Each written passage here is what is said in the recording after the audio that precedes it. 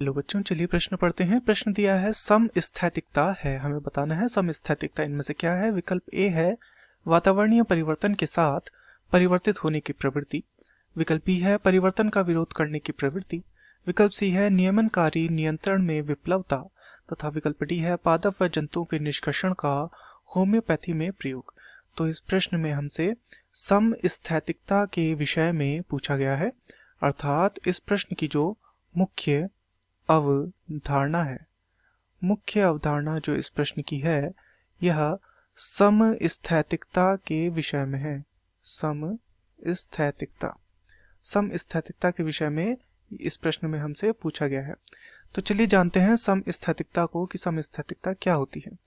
तो जो जीवधारी होते हैं, जितने भी हमारे जीवधारी होते हैं, उन जीवधारियों में जो जीव तंत्र होता है, जीव तंत्र, उसमें यह क्षमता देखने को मिलती है कि वह वातावरणीय परिवर्तन में भी अपनी जैव रासायनिक क्रियाओं को संपन्न कर सके। तो क्या होता है, वातावरणीय जो परिवर्तन होता है, परिवर्तन, वातावरणीय परिवर्तन में भी क्या कर सकते हैं, जैव रासायनिक क्रियाएं कर सकते हैं। जैव रासायनिक क्रिया ये कर सकते हैं।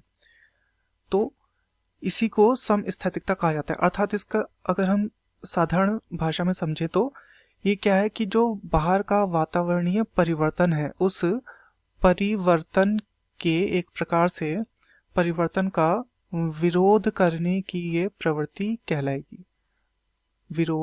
परिवर्तन का विरोध करने की प्रवृत्ति ये कहलाएगी। तो इस प्रकार से ये होता है समस्थैतिकता। तो यहाँ पर विकल्प को देखते हैं। विकल्प है वातावरणीय परिवर्तन के साथ परिवर्तित होने की प्रवृत्ति। तो नहीं, यहाँ पर उस परिवर्तन के साथ परिवर्तित होने की प्रवृत्ति या नहीं है, ये गलत हो जाएगा। विकल्प बी है परिवर्तन का विरोध करने की प्रवृत्ति, बिल्कुल ये हमारा सही है।